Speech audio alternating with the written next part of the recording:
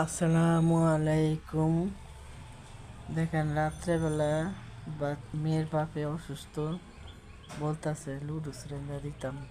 Ludo cylinder দিছি, দেওয়ার পরে এই যে বাটির মধ্যে বাইরা, তারপর সে প্লেটের মধ্যে যে পানি আসছিল আমি আর খেয়াল করি না, পানি সুদ্ধা নিতে লেছিলাম। পরে আবার দিই পানি, পরে পানিটি ডাইলা পরে প্লেটটা নিয়ে টেবিলে দিছি। পরে খাওয়া দাওয়া করছি, খাওয়া দাওয়া কইরা টেবিলে নিয়ে দিছি মতন সুন্দর করে স্যুপের মতন করে রাঁধছি। আপনারা এরকম করে খাইবেন, দেখবেন ভালো মজা লাগে। স্যুপের মতন করে খাইয়া দেখবেন, খুব মজা। পরে খাওয়া দাওয়া শেষ করলো।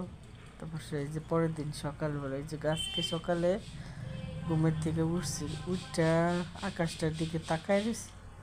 তাকাইয়া মনটা এত খারাপ লাগতেছে যে দিন তো আস্তে আস্তে গনাইতেছে। 12 তারিখ, আল্লাহ জানে কোন দল জিতে, খারাপ না ভালো। তবে আল্লাহর কাছে আকাশটার দিকে তাকায় কই যে আল্লাহ, আপনি তো সব কিছু জানেন, দেখেন, শুনেন। আপনি চাইলে একটা ভালো এই যে যারা পরিশ্রম করতেছে ভালো মানুষগুলা, তাদেরকে আল্লাহ আপনি জিতাই দিন।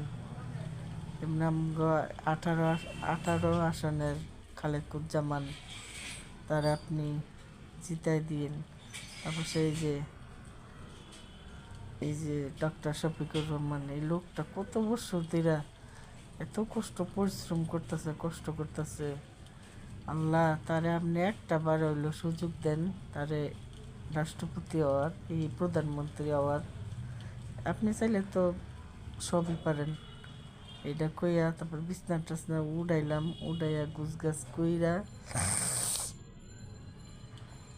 টিভিটা সারছি মতনই। পরে ওই যে একটা ছেলে আছে, দেখেন ভিডিওতে, কথাগুলো এত সুন্দর লাগলো, কথাগুলো যেমন প্রাণ জুড়ায় গেল। এই যে এত অপমান, এত অপদস্থ করছে, তারপর তার মুখে কোনো প্রতিবাদের কথা বললো না, শুধু ঠান্ডা মাথায় দেখেন বলতেছে এত অপমান, এত অপদস্থ করছে। আসলে ভালো মানুষের চলতে গেলে কাইকে কাইকে বাধা। তারপর দোয়া করি এই পোলাগুলা পরিশ্রম করতেছে, পোলাগুলা যাতে জিতা যায়। যতই হোক আল্লাহ, কষ্ট করলে আল্লাহ একদিন না একদিন সাফল্য দিব ইনশাল্লাহ। তাদের